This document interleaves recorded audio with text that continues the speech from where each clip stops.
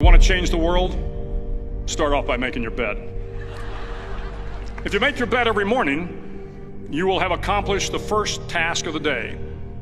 It will give you a small sense of pride, and it will encourage you to do another task, and another, and another. And by the end of the day, that one task completed will have turned into many tasks completed. Making your bed will also reinforce the fact that the little things in life matter. If you can't do the little things right, you'll never be able to do the big things right. And if by chance you have a miserable day, you will come home to a bed that is made, that you made. And a made bed gives you encouragement that tomorrow will be better. To pass SEAL training, there are a series of long swims that must be completed. One is the night swim. Before the swim, the instructors joyfully brief the students on all the species of sharks that inhabit the waters off San Clemente.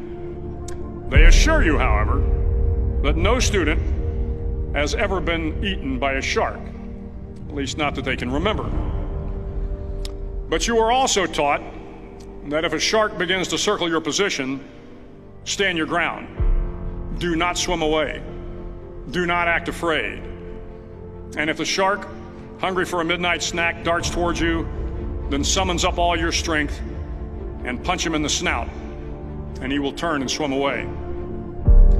There are a lot of sharks in the world. If you hope to complete the swim, you will have to deal with them. So if you want to change the world, don't back down from the sharks. Over a few weeks of difficult training, my SEAL class, which started with 150 men, was down to just 42. There were now 6 boat crews of 7 men each. I was in the boat with the tall guys, but the best boat crew we had was made up of the little guys, the Munchkin crew, we called them. No one was over 5'5". The Munchkin boat crew had 1 American Indian, 1 African American, 1 Polish American, 1 Greek American, 1 Italian American, and 2 tough kids from the Midwest. They out-paddled, outran, and outswam all the other boat crews.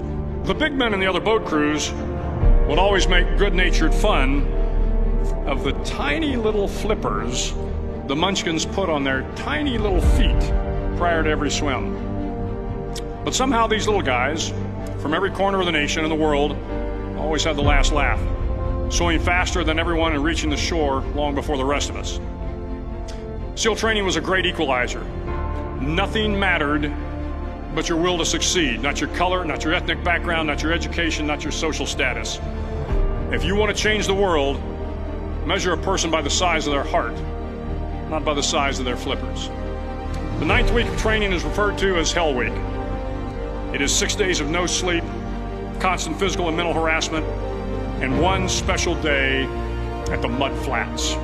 The Mud Flats are an area between San Diego and Tijuana where the water runs off and creates the Tijuana Sloughs, a swampy patch of terrain where the mud will engulf you. It is on Wednesday of Hell Week that you paddle down to the mud flats and spend the next 15 hours trying to survive the freezing cold, the howling wind, and the incessant pressure to quit from the instructors.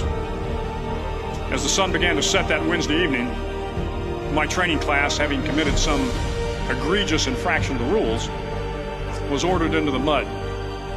The mud consumed each man till there was nothing visible but our heads.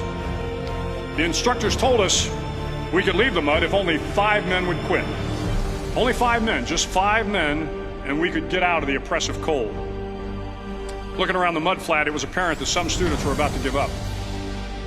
It was still over 8 hours till the sun came up. 8 more hours of bone-chilling cold.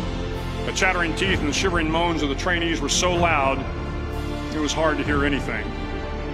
And then one voice began to echo through the night. One voice raised in song. The song was terribly out of tune, but sung with great enthusiasm.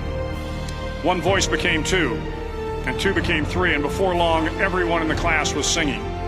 The instructors threatened us with more time in the mud if we kept up the singing, but the singing persisted, and somehow the mud seemed a little warmer, and the wind a little tamer, and the dawn not so far away. If I have learned anything in my time traveling the world, it is the power of hope. The power of one person, a Washington, a Lincoln, King, Mandela, and even a young girl from Pakistan, Malala. One person can change the world by giving people hope.